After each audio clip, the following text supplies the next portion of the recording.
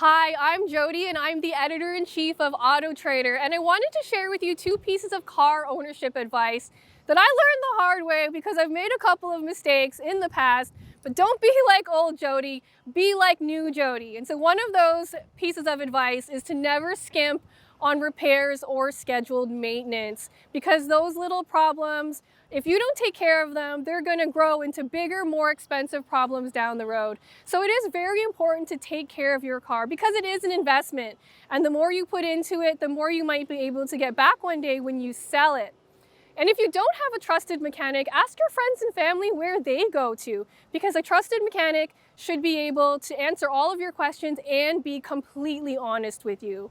The second piece of advice I have is to keep all of those service records in a dedicated file folder, not just stuffed into the glove box like old Jodi. These days I keep all of those records in chronological order in my file folder because I know they'll come in handy one day when I need to sell my car, because it's added peace of mind for the next buyer.